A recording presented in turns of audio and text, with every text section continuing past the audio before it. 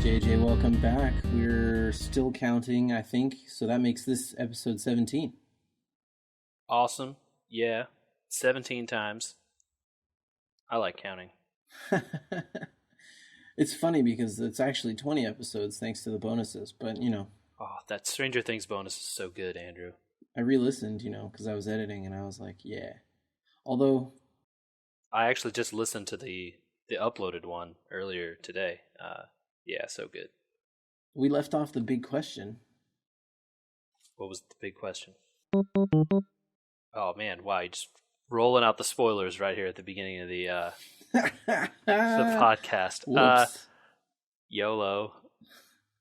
I guess maybe I should edit that out. People would be mad. People would be really mad. That's a big spoiler. Yeah, well, there's just be a nice little cut, and now we're here. Yeah. Well, Stranger Things is really good. Stranger Things is really good. I wasn't thinking about it because I got into bonus episode mode, which was spoiler free, or which was a spoiler zone, so to speak. That's right. He basically gave everything away. The ending of the whole show right at the beginning. Right at the start. Not a great Oh, man. move. And I was just telling you this week about how we were doing so much better at this and how much time, literally it takes like no time at all to edit these now. And on the non-bonus episodes, we've gotten really good about not cursing, and the pace has picked up, and one of us, it's like the give and take is now there, that we're kind of settling into a routine. Yeah. And then I just go and balls it up right from the beginning. Well, it's not too bad. Don't live in the past, Andrew. Got to always be moving forward. Yeah. At least it's right at the beginning. I can literally just chop off the beginning. It's fine. All right. So, what have you been up to? What have I been up to? I have been doing house stuff mainly. So I don't have any huge stuff to report. I got in some more time with Bravely Default, but by more time I mean like RPG grind time, not like, hey, I've caught up on the whole story grind. Although I have a feeling I'm like way over leveled still. I don't know. Probably. You should probably just start doing the story stuff, because pretty sure don't need to grind much in that game. Yeah, I guess so. And then kind of like two big things this past weekend was fantasy football, JJ. Yeah, I actually saw you in real life. For real times, although we didn't record it for everyone to hear. It wouldn't be that interesting, just a bunch of swearing and people going, how did you take my pick right before me, blah. Yeah, that happened to me so much in the first draft. Only once in the second draft. But literally in the first draft, every time. So you had another draft that day, later that day? Yeah, at 6 p.m. that day. Okay, this is your keeper league? Yeah, so for those of you that don't know, fantasy football, you draft a bunch of players, just like the NFL draft, and they become your team, and how they perform in their individual games helps create your score. There are two types of leagues. One is redrafting every year, and another type is where you keep a few of your players towards the next year. There's a lot more than two types of leagues, but those are two of the types. Oh, yeah. Those are the kind of like the two main types, and then there's a huge breakdown of like different rules in each league or different ways to draft, etc. Hundreds of permutations. Yeah. But those are the standard types, I guess. It was good, though. You were actually in my home. That's right. It was very nice to see. Your office is very good looking. I think that wall that you were working on from a few episodes ago was really good. If only the office were done. Well, can't have everything. Yeah, take some time. You got to take some time off and draft fantasy football teams. That's right. So, Andrew, would you say that you were happy with the draft that you and I participated in together? Yes, I'm really happy with that roster, which makes me extremely concerned that I'm going to lose every game. I was just about to say I felt I similarly had a good roster, and that I thought that my team was good. Good-ish anyway, and that probably meant all of my team is going to crumble and burn immediately.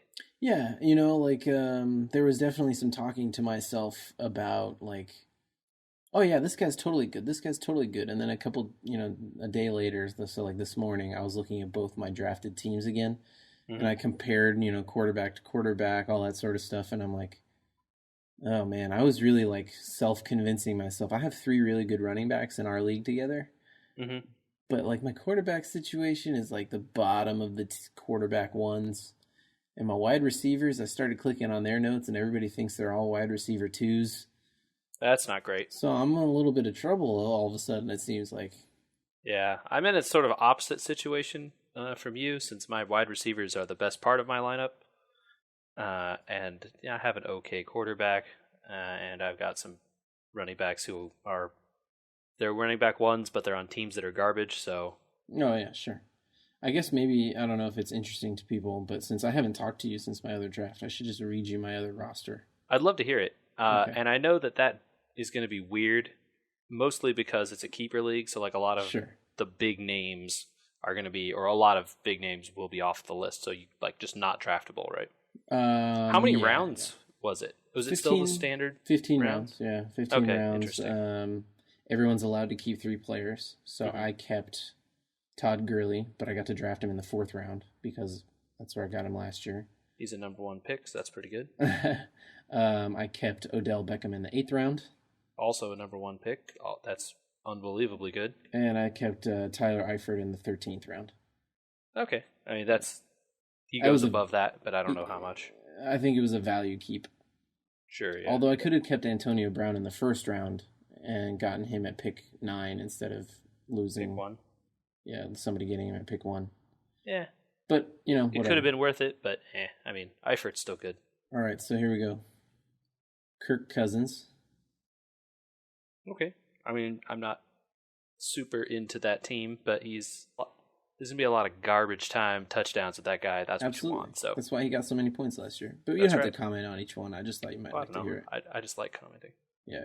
Kirk Cousins, Rashad Jennings, Todd Gurley, DeAndre Hopkins, Odell Beckham, Zach Ertz, Mike Evans, Derrick Henry, Duke Johnson, Eric Decker, Devin Funches, Tyler Eifert, Sean Drawn.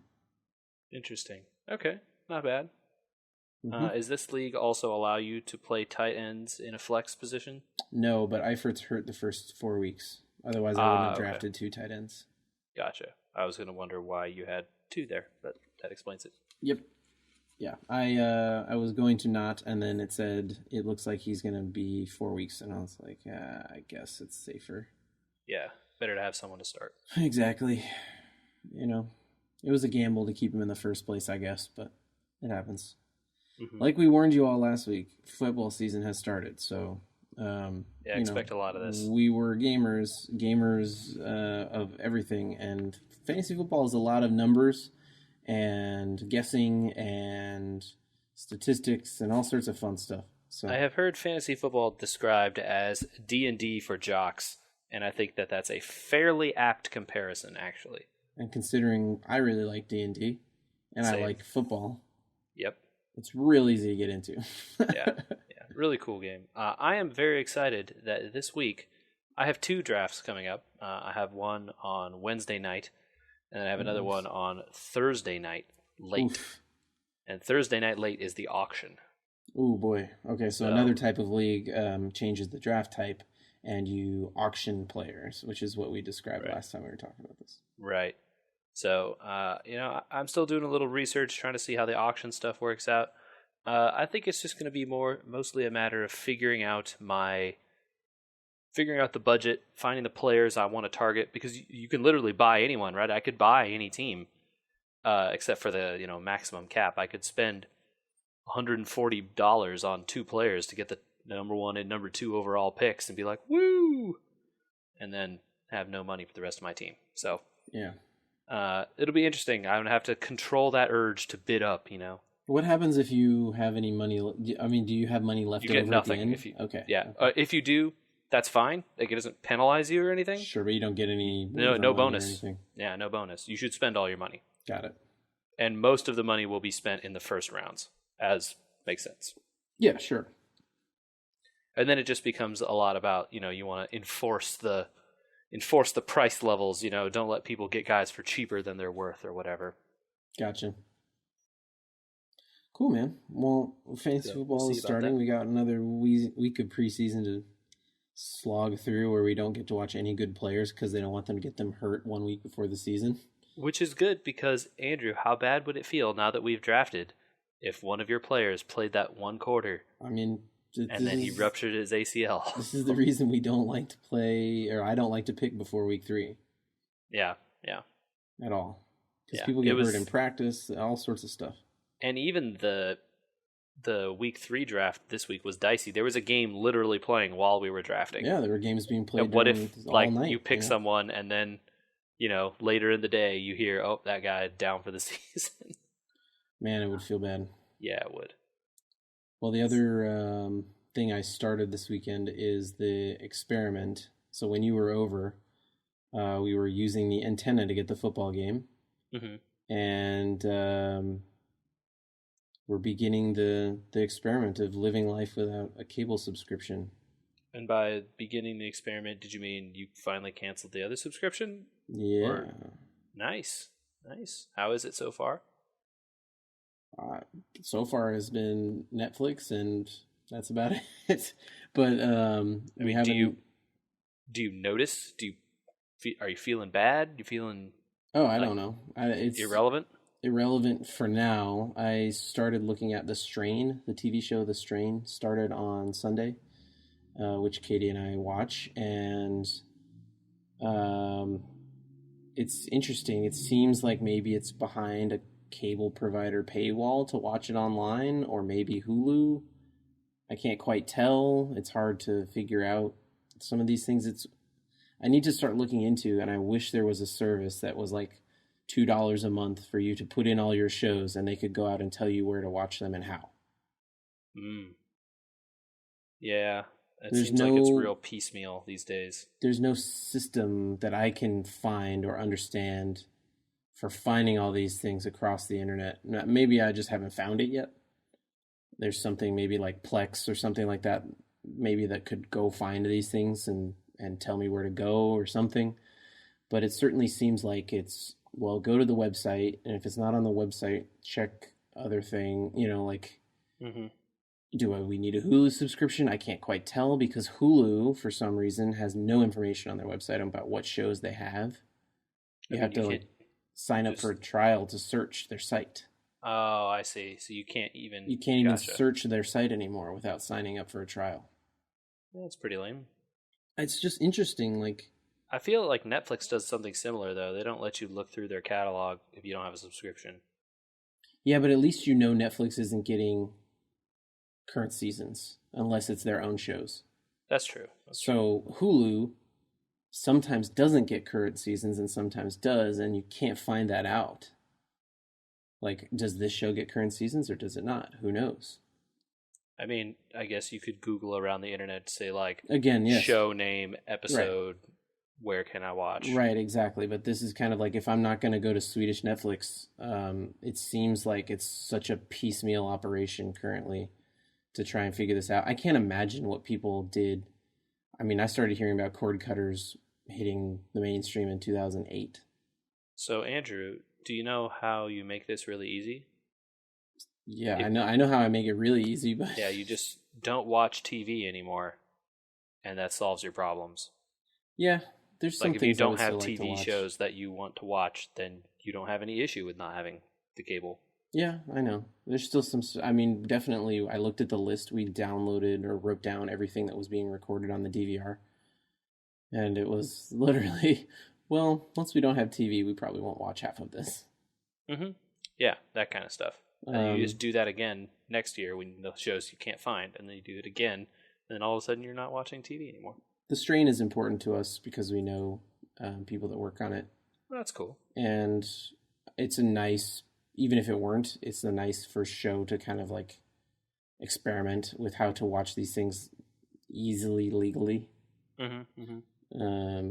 And see if this sort of thing works. But, this whole system is contrived and controlled by people that just don't understand the modern delivery systems in the world in general. Mm-hmm. I mean, You know, other than signing up on iTunes and paying for everything individually, which is exactly what they want you to do, they make it hard for you to do it any other way. I mean, I heard a story. It's kind of funny. I know you don't watch this show, but The Walking Dead, mm-hmm. their initial meeting wasn't with AMC, it was with NBC. They were saying in an interview this past week. Uh-huh. And they walk into NBC, and the executives are like, okay, cool, we saw your pilot script. We have some ideas. Does it need to have zombies in it? What? They're like, what would it have been without yeah, that? I don't know. So they, I guess, went an hour explaining to them why it needed zombies. They took a break. They came back and they said, okay, cool. So can they do a procedural where you had two main characters solve a zombie crime of the week? Of course, they want freaking CSI. That's the mentality broadcast across everything from creation to distribution. Yeah, it's horrible. Just it's sad. And I understand as giant media conglomerates and large businesses are generally risk averse, right? They want the most easy, safe, doable thing that can get them the most money in the least amount of effort, right? Absolutely. And I understand that mentality from when you have, $10 million and you can't, and $10 million is a drop in the bucket for some of these companies, but it's like they have to protect their investments always, all the time. They can't take risks. Everything has to be fit into known research categories, like things they know are going to be successful. Or like this other, I can't remember which studio it was that paid all this money to make the Little Prince movie and then just walked away from it after a couple $1 million because they couldn't quantify how they were going to make this a success. Netflix buys it. I watched it. It's a great little film. Yeah, it's a thing where like people have forgotten that everything doesn't need to be the thing that makes the $750 million blockbuster, right? You can still make short shows. You can still make movies that are not aimed at a mainstream audience. And as long as you budget correctly, you can end up making money. Yeah. And I think CBS maybe is starting to get it. Obviously, I don't enjoy the fact that they're going to have their own subscription service for us to watch Star Trek on.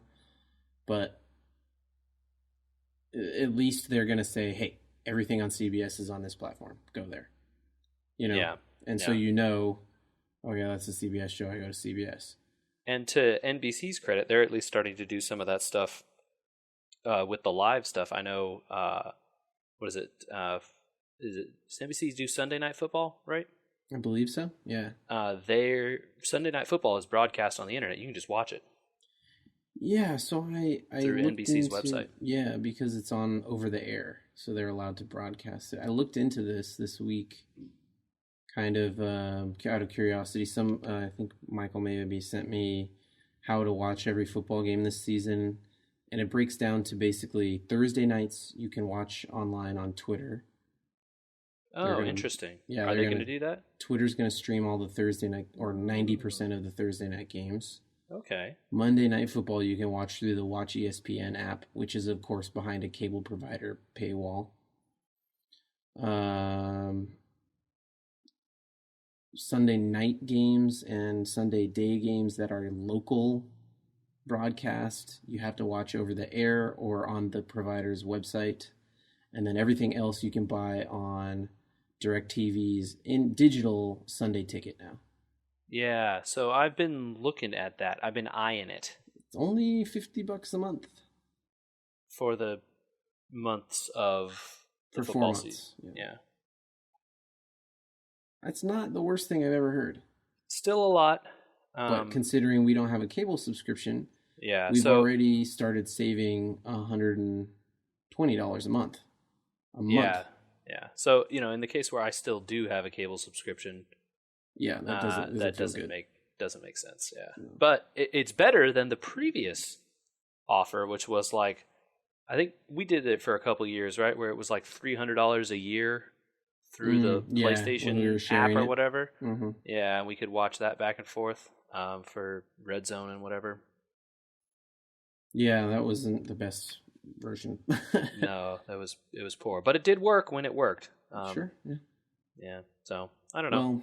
Well, report card coming later, but the experiment begins at least on trying life without a cable subscription. And Cool. hoping that I do not become the cable exec and that I continue to stay with the curve, because I have a feeling as we get older, things are going to get harder to understand.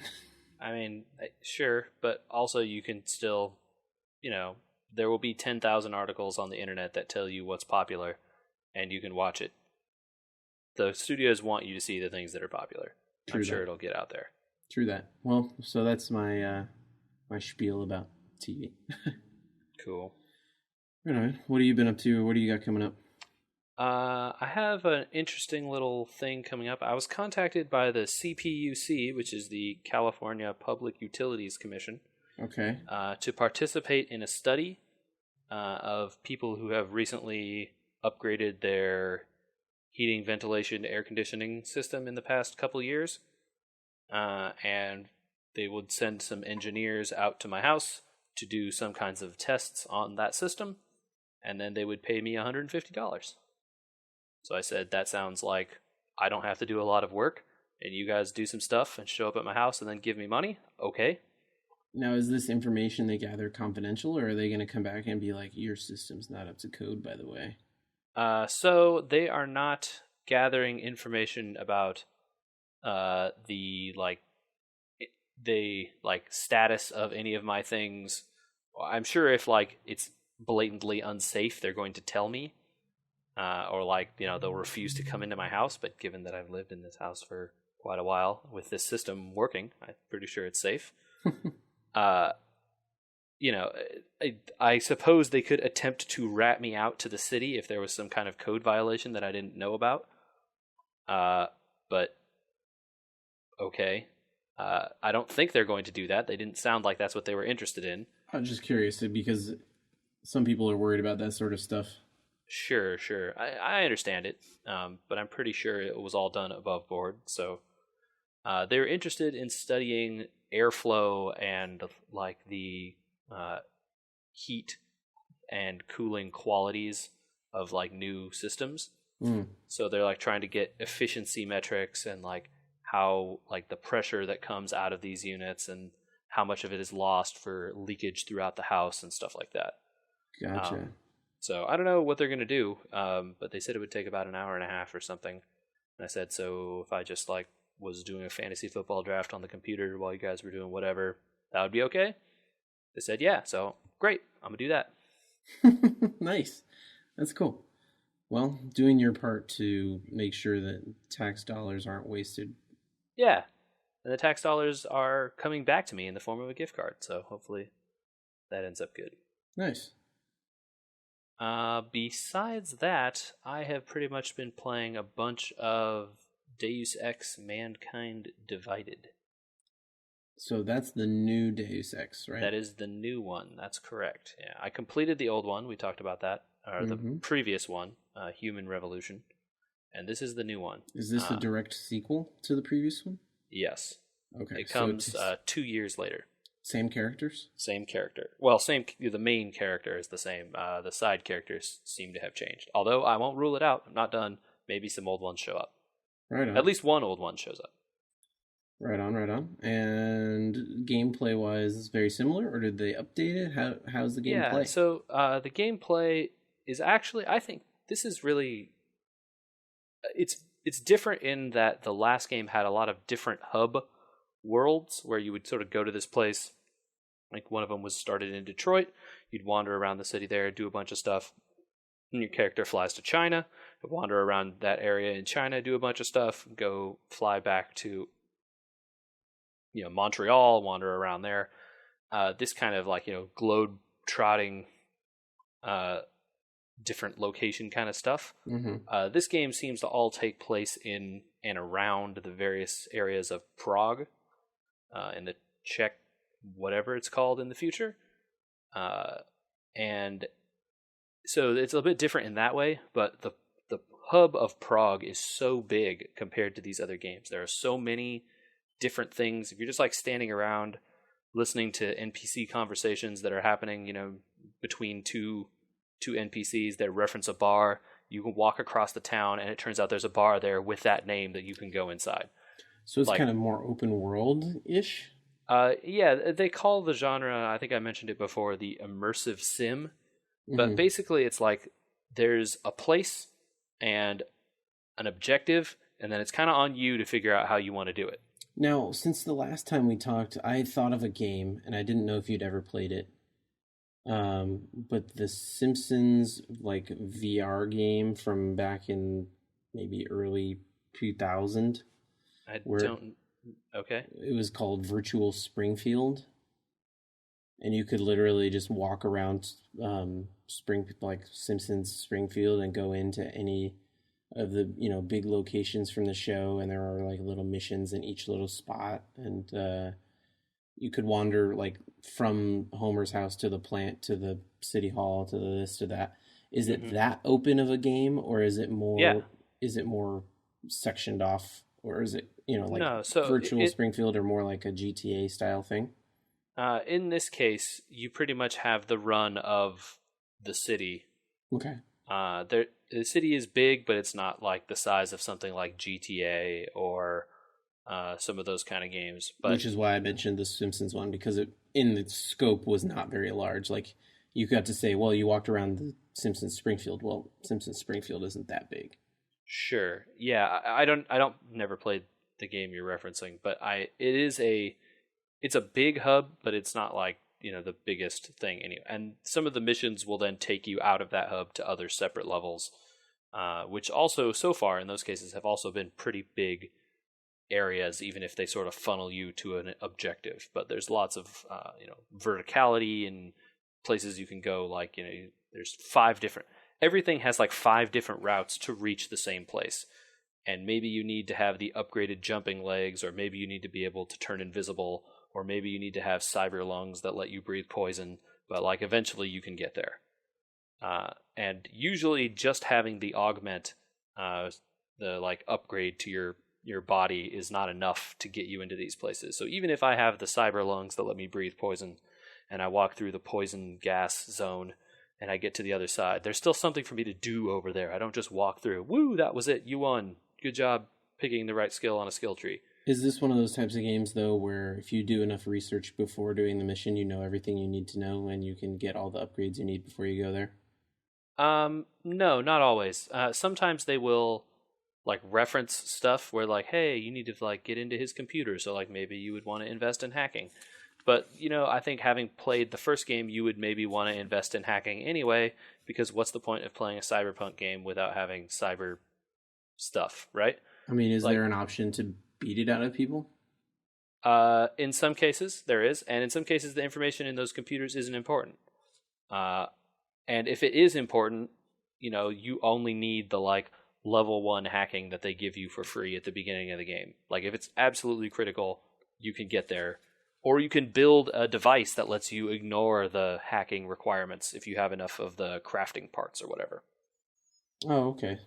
So they give you ways around that stuff if you just don't want to engage with certain systems. And I'm playing the game as like kind of a stealthy, no one sees me, hide all the bodies kind of guy. But if you just want to go in there with like a shotgun and shoot everyone in the face, the game absolutely lets you do that. I don't know if it's very fun, but you can. Nice. Okay. So about how far in?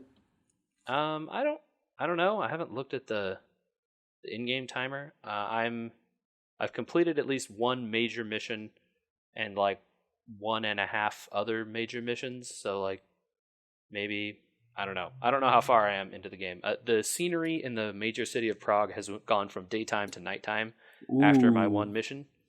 But it's cool to see the way they change the city, right? Like in daytime, certain places are closed. You can't go into certain parts of the city.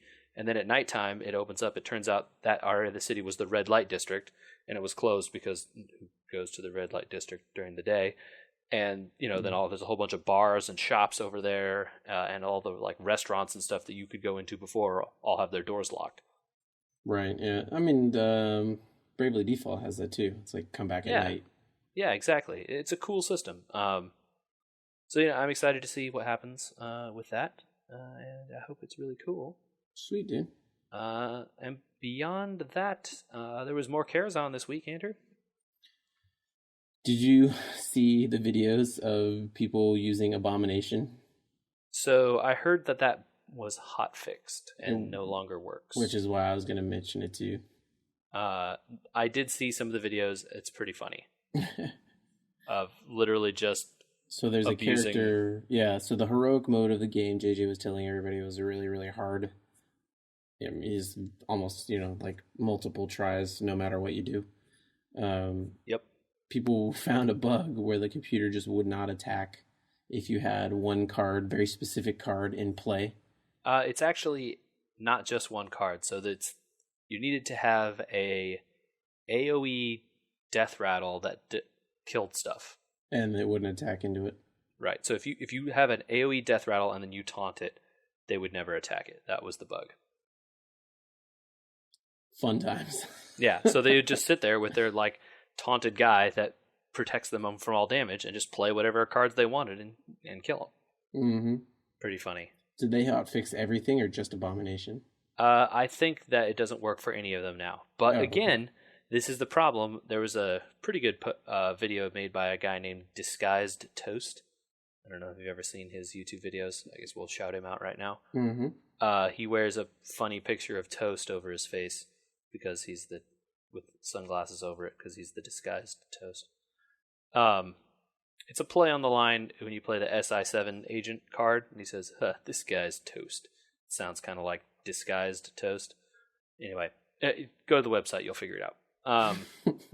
But he posted a video about like how Hearthstone's patch notes are kind of horrible, and for reasons just like that, where they said we hotfixed this Abomination thing. But it wasn't just the Abomination thing. It worked for Explosive Sheep. It works for Tentacles of N'Zoth. It worked for that zombie that has taunt and death rattle to destroy a bunch of guys. Like, so there's a bunch of cards that were affected by this. It was a mechanic that was the problem, and they changed how that mechanic worked, and then they mentioned one card. So they didn't change one card. They changed a system or a mechanic, and then the patch notes don't tell you that. Right? Like, they could have said, fixed an interaction between AoE death rattles and taunt. But they didn't. They said, we fixed Abomination. Or, yeah, you could have just said, fixed heroic mode bosses to attack through.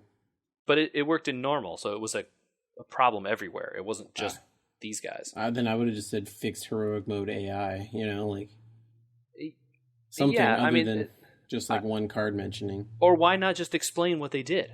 Like, why make it a secret?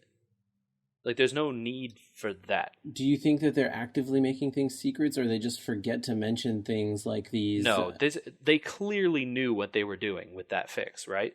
Mm-hmm. They're just like, Abomination. We changed it. We changed that. Make it nice and easy. You're not, like, depriving anyone of information by telling them we changed how the AI will interact with taunts and death rattles. Okay, to mention his video, he talks about how they didn't tell anyone that they changed token cards to have costs on them. Mm-hmm. Do you think between Abomination and this, that's the same thing? Or why would they leave off those card change things initially? Or why would they leave off the other cards other than Abomination purposefully? I don't see any point or any reason to do it other than just negligence or putting out patch notes too quickly. Like, these weren't complete or something, I mean, that's... For all the work they put into this game, you're going to say that they were negligent about writing the patch notes? Like, there's no way they didn't know, or someone didn't know, right? Is this just a case where, like, someone didn't talk to someone else? I think that people writing patch notes are probably interns and not the people actually doing the patches, and they don't gather all the stuff that's happened. I think that they are attempting to keep the patch notes accessible to a wide audience, and thereby not actually describing the deep mechanics of what's happening. In the case of the... There's certainly a huge push and pull happening between the two types of gamers that they have.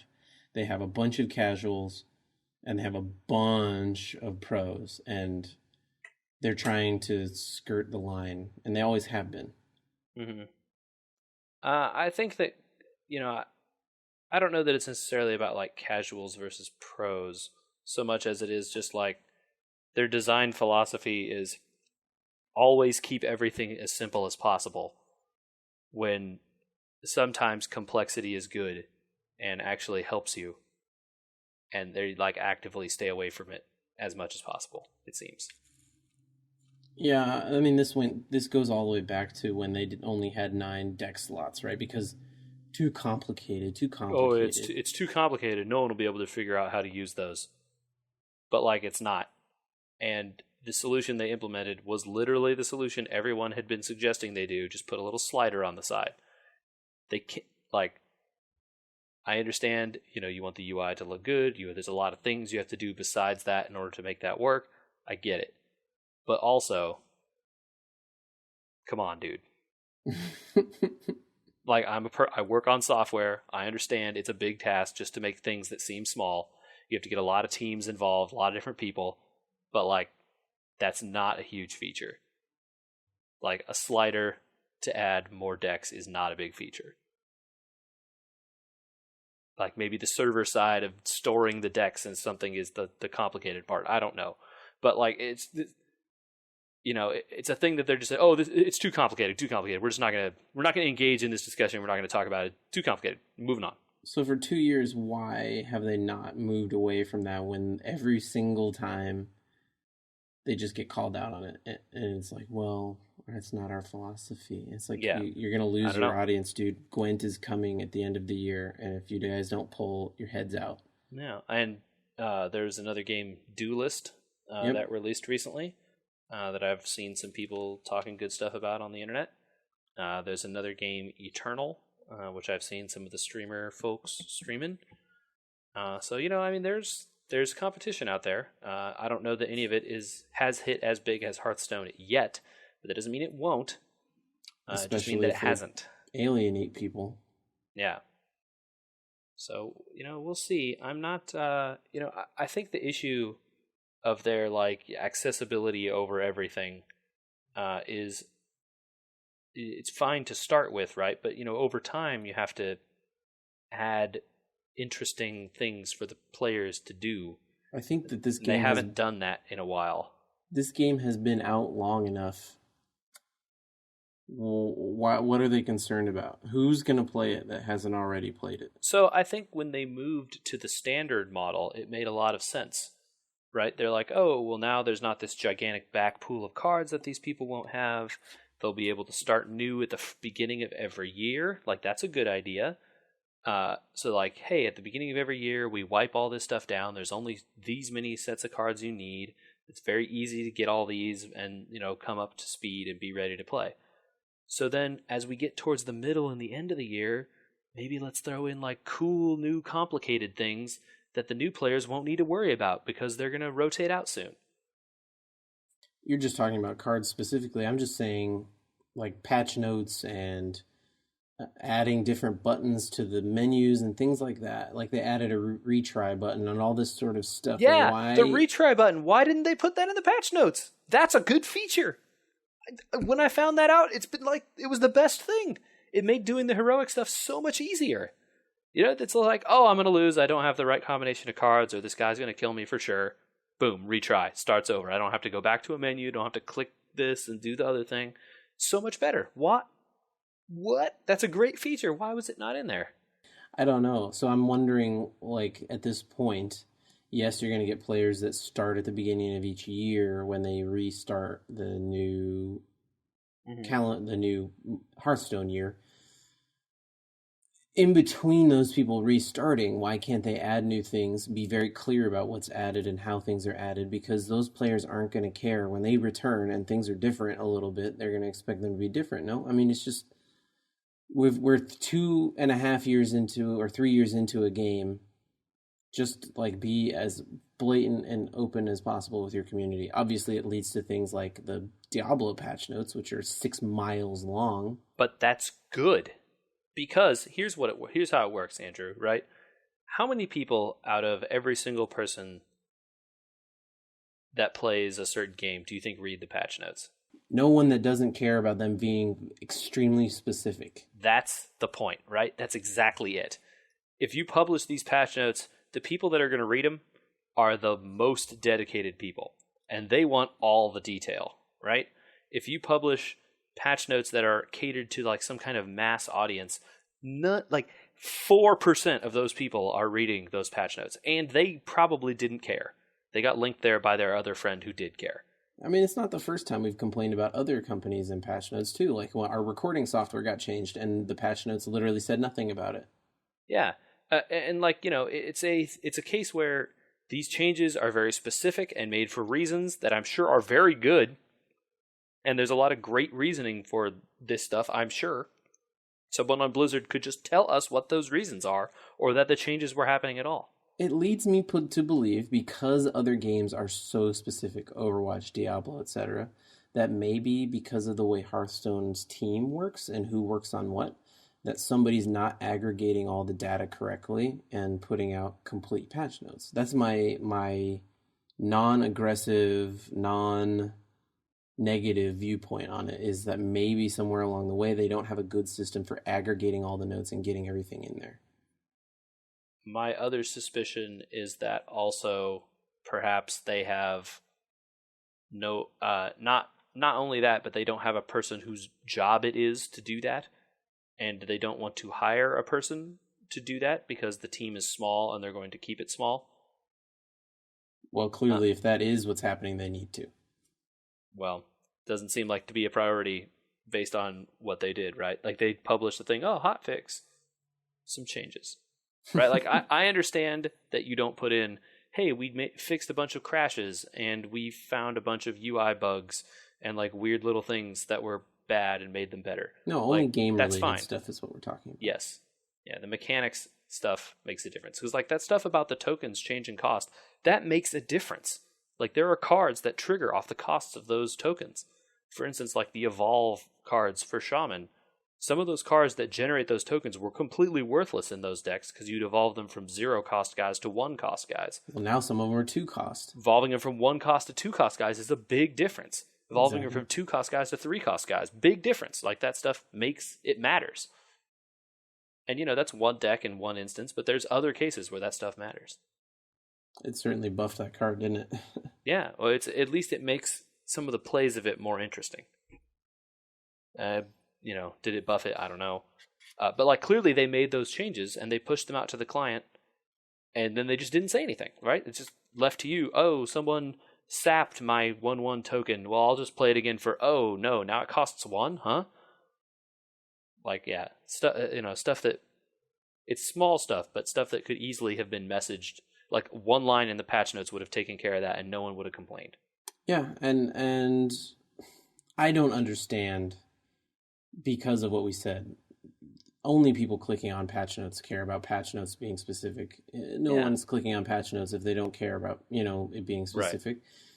So in my head, it only makes sense to put out uber specific ones, which makes me think internal problem, not purposeful decision. Yeah. Well, hopefully that's what it is, and that they can get that sorted out, because I sure would like, I would sure like some information. I would love a 20-minute Ben Brode video where he contemplates very deeply about what patch notes mean, rather than just saying, oops, sorry, we'll do better in the future. Yeah, I don't think we'll get that, but, a dramatic reading of Ben Brode, from Ben Brode, of every patch note. I know. That would be pretty great. It would. But his time is probably more valuable than that. Yeah. Well, what'd you think of the new wing? It was pretty cool. I thought there was some really interesting fights this time. I even lost one on normal mode. I bet you and I lost the same one. Was it the last one, Andrew? Yes. Yeah, it was. That last one is a real surprise if you didn't know what you were doing. I don't look any of them up on normal. Because they're so easy anyway. You click on the hero power, see what it does, be like, oh, okay, interesting. And then you get in there, and then all of a sudden you're like, oh, no, I'm completely hosed. I can't win this at all. Oh, I need to go put every taunt that exists in Hearthstone in a deck. Got it. Or you need to go ahead and put specifically everything that does AoE damage to minions in a deck. Yeah. And then you win quite quickly. Really quickly. I mean, It was not hard to beat once you went and built a deck for it, but it was the first one that I've played anything other than my secret mage deck, which is now being retired because I hit level 60 on mage. Oh, nice. Congrats. What is the reward for a level 60 mage? I think it's Dalaran gold or something like that, or Yeah. Archmage gold, or I don't know. Ah, It's just a gold. ah. Which one gives the gold Senjin? I should do that Ooh, one. yeah, that one's important. I think it's Rogue. And one of them, or is it one of them, or if you get all of them gold, you get a gold coin. If your whole deck is gold cards, you get a gold coin at the beginning of the game. Oh, is that how it works? Okay. Yes. Well, Yes, that's sir. never happening. No, it's never going to happen. What was I saying? Oh, I use the adventures when I have a character that's close to leveling. Mm-hmm. I just play that class until it levels. Oh, nice. Yeah, smart. Whatever. I don't know if it's. I mean, it's in the grand scheme of things, it's a drop in the bucket compared to 500 ranked wins. Yeah. Well, I eventually ground those out. I got gold paladin. Yeah, that's pretty cool, man. I think my closest is only druid because I flip around so much. I just play whatever Mm-hmm. my quest is. I don't Well, play one same, class. same. I think I went on a lot of tears recently, back before the standard came out with the secret paladin, Mm-hmm. and then since standard came out, I've been playing some paladins in wild, some secret, but not secret mostly. In order just to rank, because everyone expects you to be a secret paladin, and then if you're not, you can kind of exploit that. So Yeah, that's pretty great. yeah, I've been playing some wild paladin as well, so I've been having a fun time with that. yeah. Wild is pretty good in general. I thought I've been playing some hunter in wild. Also, hunter is really good there. I thought wild was going to be unplayable, I like it a but lot better. I was going to say it was standard. I watch standard games on streams, or I go try and play standard. I'm just like, this is just a grind. Yeah, It is it's real not tough. fun. Whereas wild, you just kind of like by turn 4, and you know you're going to lose, and you could just start the next game. And like, not even though, I feel like at a lot of the games, like I am much more consistently living to turn 10 in wild. In standard, I'll be killed on turn 6. I'll be killed on turn 8. I'll be killed on turn 9. Like right before I can play the Yogg or whatever that's going to turn it around for me. And in wild, I can consistently live all the way to turn 10 to do whatever I want to try and do. I think aggro in wild seems to have dropped off a bit because everyone just puts in Sledge Belcher. Well, I mean, that's an argument for the presence of a card like that. Like, I understand. I'm saying that's what I mean. It's like a yeah. good thing. You get to play other decks. Yeah, and it's not that aggro doesn't exist in wild either. Like, there are some gnarly aggro decks out there in wild that could kill you by turn 6. But, if you have Sludge Belcher on turn 5, then okay, now it's going to be delayed to turn 7. Okay, well, if I have something like a big heal card on turn 6, now it puts them out of range again.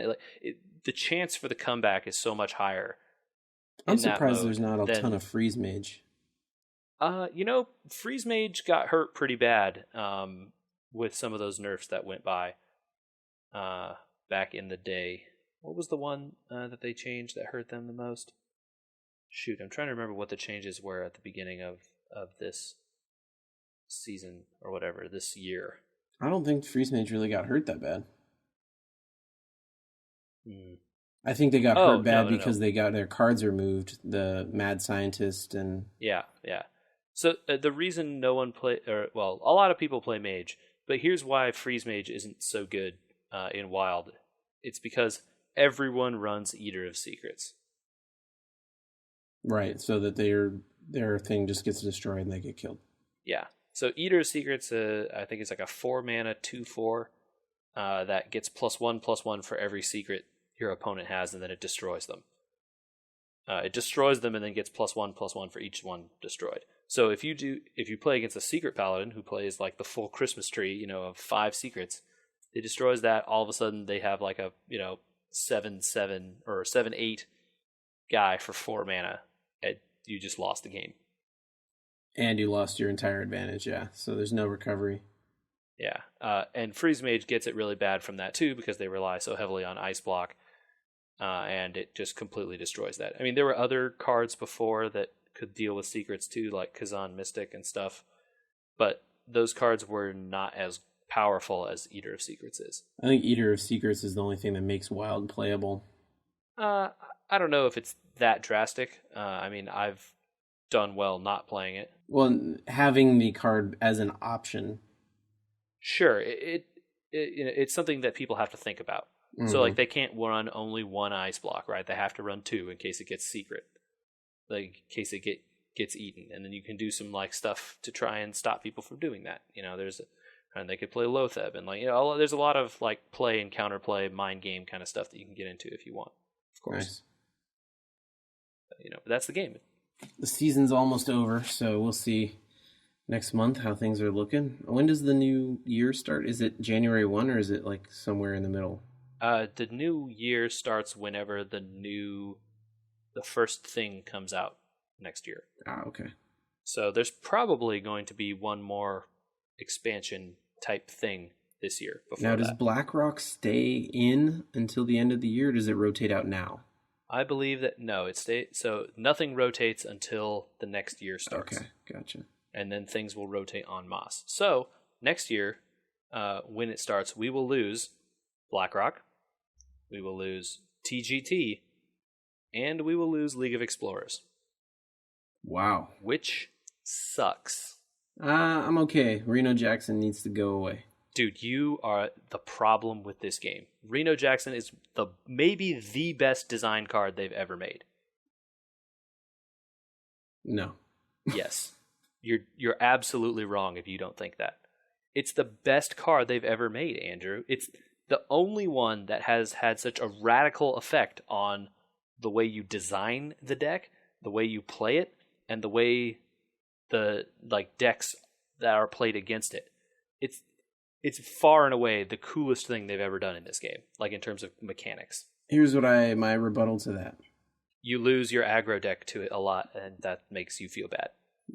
I don't play that many aggro decks against it, and frankly, some of the aggro decks do so much damage it doesn't even matter. I've beaten so many Renos back when it was early with Zoo.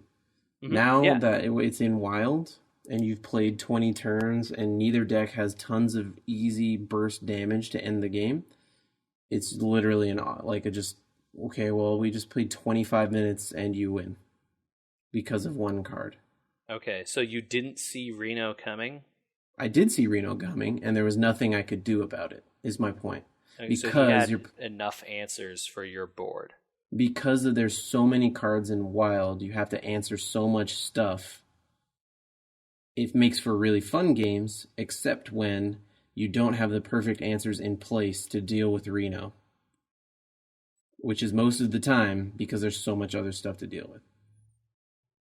I guess I would just say that, like you were saying before, the way you deal with Reno is by continuing to maintain board control and forcing him to play the Reno, and then after he Renos, you kill the Reno, and you continue to keep your board presence strong. Easier in Standard than in Wild. Absolutely it is. Absolutely it is. But it's not for impossible Wild, in Wild I think either. Reno is a bad card for the game in Wild.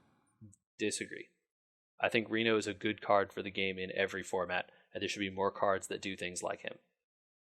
I think that they've tried to start doing that with the whole Beast, Murloc, something else synergy. Yeah, I haven't tried to make a deck around that yet, but it seems cool. I like that type of, try and build decks with tribes synergies. Less so, here's a way to manipulate your life total in mass, let's say, the most life gain possible, just by putting all your good cards in one deck. It just hurts Wild so hard. I disagree. Reno imposes such a strong restriction on the number of cards that you can place in your deck, right? You can only have... Reno's effect is you're only allowed to have one copy of any card in a deck, right? He won't activate if you have multiple copies. So you can try and run multiple copies and then hope you played them by the time you've played Reno. That's a really bad move. You want to just run one copy of each card in your deck. And so there are a lot of good cards in Wild, right, that you can still only run one of. And then you have to hope that you have enough other cards that are also good in order to just get there to whatever win condition you're trying to get. As Wild continues, it will be easier and easier to literally say, well, this is the best 3 card, and so is this, and so is this. Okay, cool.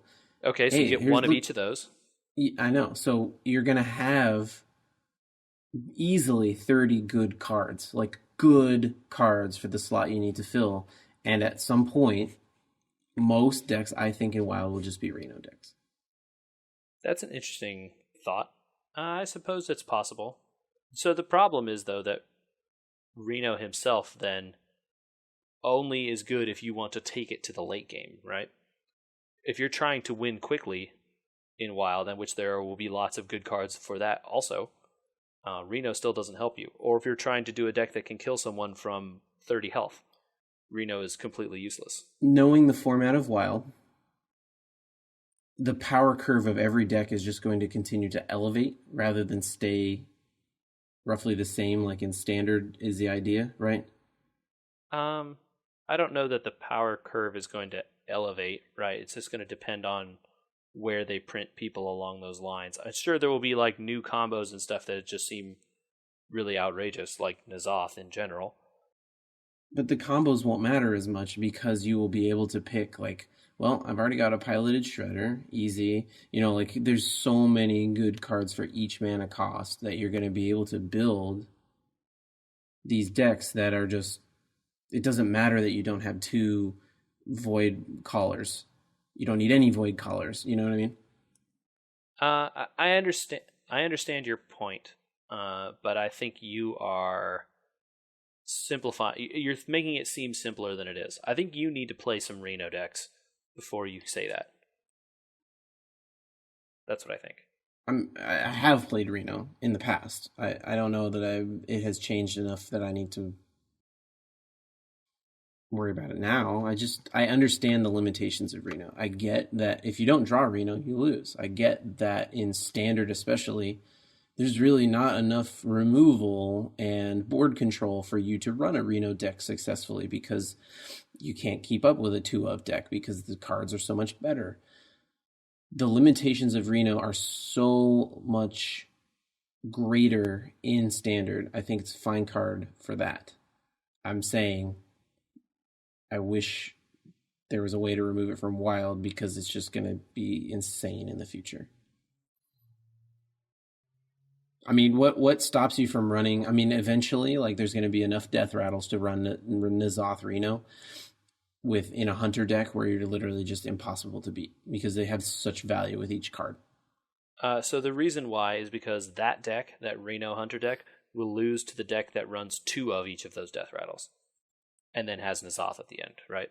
So like the Reno version of the deck is worse than some other version of the deck that runs 2 of those copies and then is like really finely tuned. What happens though when the 2-of deck doesn't draw exactly perfectly and the Reno deck draws more on curve and then they lose the board hold control? on, Andrew. What happens when a deck draws badly and another deck draws I'm well? I'm not saying draws. You're taking the point to badly, and it doesn't make any sense. Well, I'm saying you're talking about such a minuscule difference between decks that once you draw one card off curve, you're going to lose. Okay, I'm talking about one deck is playing an aggressive game and the other game is playing a controlling game. You're saying that the controlling game is going to always win.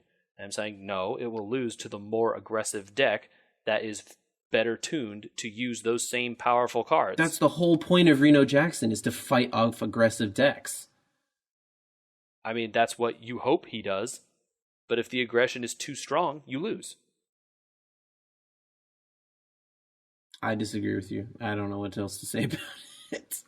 Okay, I think that you're wrong. I guess we'll agree to disagree.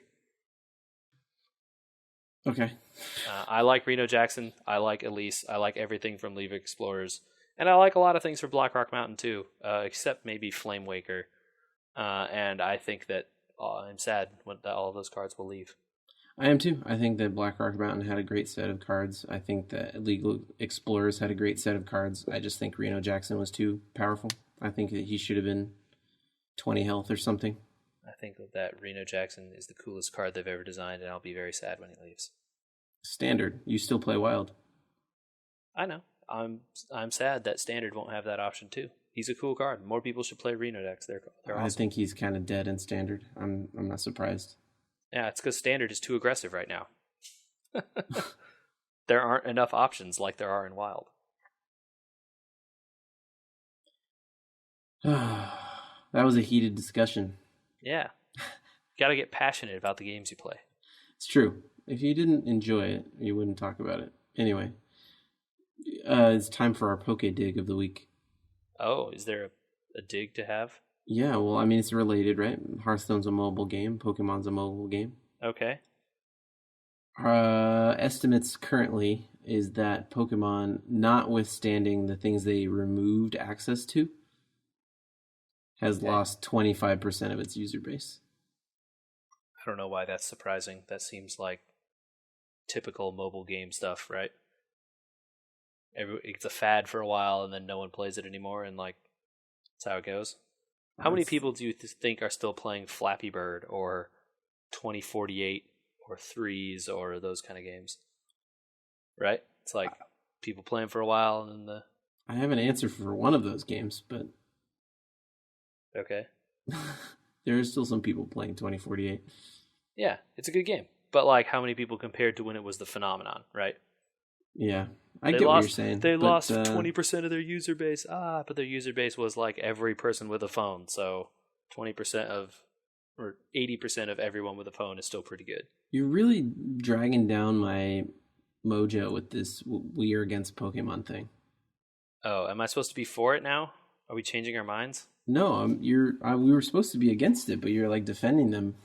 I'm just saying that that's like a sensationalist title that doesn't, like, it's, of course it would be down. It doesn't mean I'm going to go play the game. I think the game's dumb. They did a huge article on it about why they were surprised it wasn't even higher. Mm. And they listed everything that has happened since the start of the game and everything that they still have yet to add back into the game. They literally have taken stuff away and not done anything since. Yeah. It seems like a great business plan. Let's just remove stuff and people will keep playing. What? Yeah. And then Question mark? Yeah, people will keep playing, catching 900 Zubats just to get one evolved something. God knows what. Mega Zubat. Yeah. Yeah. Silly. Should we cut it there? I feel like we only talked about Hearthstone. No, we talked about some stuff, man. We had a good episode. JJ, how can people ask us crazy questions about Reno Jackson and what he means to you? Well, if you want to find out why Reno Jackson is the best designed card in Hearthstone, you can email us at podcast@weweregamers.com and talk about how right I am and how great that card is for the game. And if you want to know why you should follow us on Twitter, it's @weweregamers. We have an Instagram, which is also We Were Gamers, and we have a Facebook page, which is We Were Gamers, which Andrew, I'm sure, will fill with a screen that is the length of your screen that talks about why he's horrible and ruins the game. Well, I think that overall, you should just use Twitter to discuss why JJ's wrong. Just use the most public forum. Yeah. And don't send me an email about it. Just say, here's the deal. JJ, you're wrong. Yelling on the internet is usually the best way to accomplish anything, as we've all discovered. All right, well, we're going to close ourselves out with a listener mail. Oh, we got mail. Yeah. All right, this is a long one. Ooh. All right, over the weekend, I finished playing Trine? Okay. I don't know, how did you say that? Trine. It's Trine. Trine 3. 3. Three? A third one? I guess. Having enjoyed the second game and knowing that they'd make the jump from 2D to 3D, I was excited to dive back in. I thoroughly enjoyed playing the game as the art style is excellent, but it became very clear as I approached the last quote-unquote level that something was off. Sure enough, I finished the chapter that marked the halfway point in the story and the credits rolled. Bum, bum, bum. No explanation. After digging, I found a post by creators. I'm not clicking this link. Okay. Apparently, they had run way over their projected budget and didn't realize it until too late, and they couldn't put the whole story into one game, so they made it as good as they could and released what they had Currently, there are no plans to make either DLC or a fourth game. I'm wondering, in their shoes, what would you have done? Do you finish the story by compromising on the quality, or do you release half of a game you're really proud of? Why would you put the TLDR at the end, listener? Does this person not want their name used? Is that what the deal is here? It's rainy. Oh, okay. I mean, maybe they didn't want said that, so I guess that's the case where you shouldn't. I don't know. Whatever. I don't know. Anyway, we're professional podcasters. Yeah, we are. That's true. That's a tough decision. You know, I'm sure that those things are done for like really tough, like businessy kind of reasons, where like, hey, we have to pay these people and have money to do that, and we don't have money. The only way to get money is to release the game, so you know, like that kind of stuff. I don't know, you know, how that calculus works. Obviously, I'm not like a business person. You know, sure you can. You know, we can just say, yeah, they should compromise on the quality and make like a game that finishes the thing, or they should just, you know, put out part 1 and like say part 2 coming later, or you know, that kind of stuff. But you know, businesses are weird, especially if the game doesn't do that well, which I'm guessing this game didn't, because it sounds like if it had done well, they would be making the other half of it, right? One might assume. I don't remember, because I don't remember them even making a third one, whether this was kickstarted or not. Yeah, you wonder if that game was like, this is a common had gone problem. Through early access. It's a common problem with Kickstarter, though. Double Fine has had this happen before.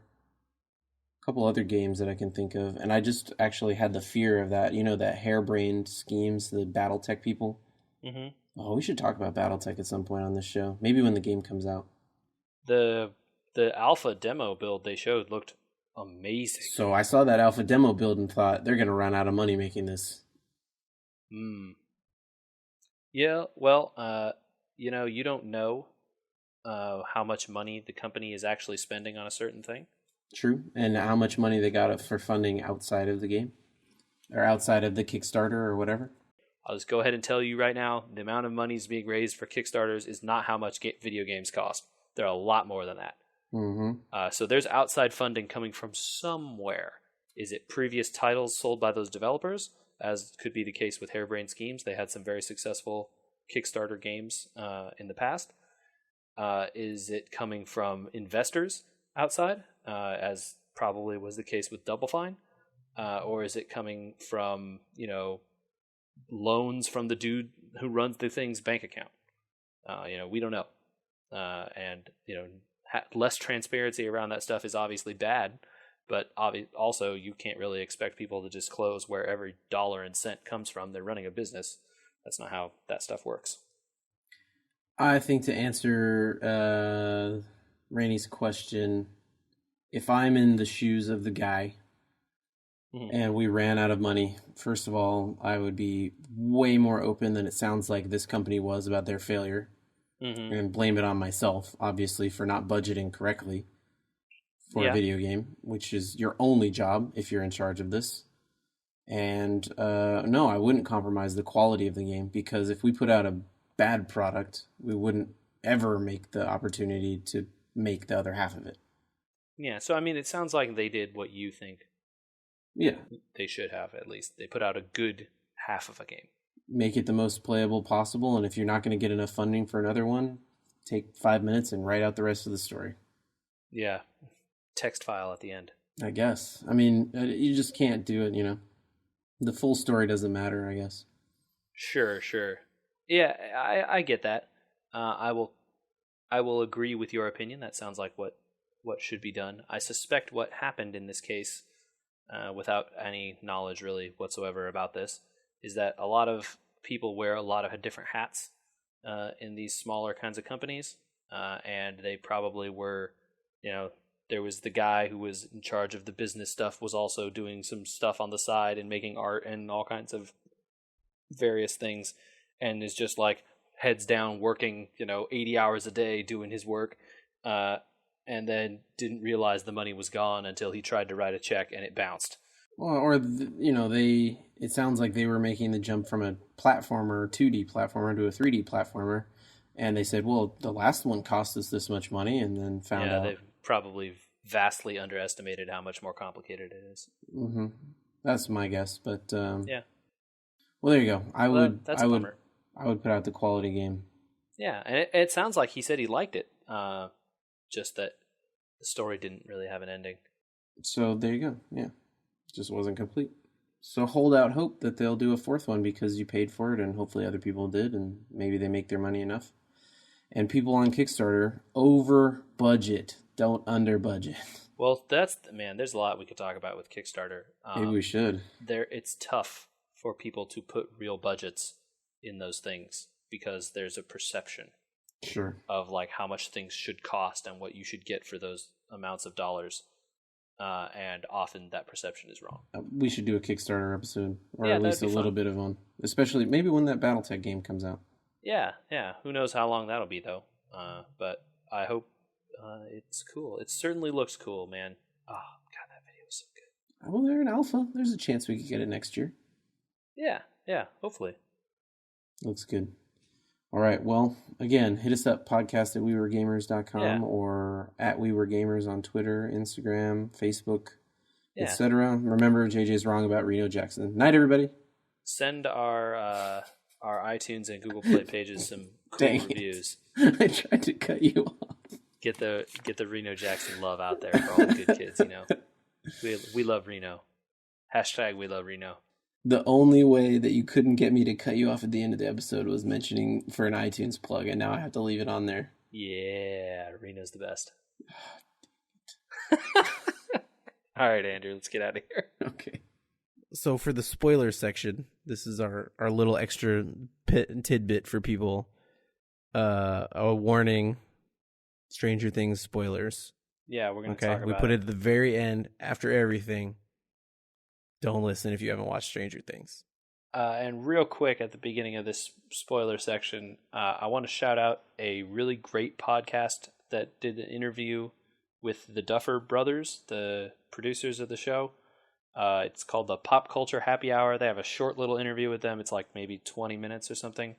Real interesting thoughts from the creators, who are twins. So it's hard. You're not going to figure out who's talking because you can't. It's audio and they sound the same.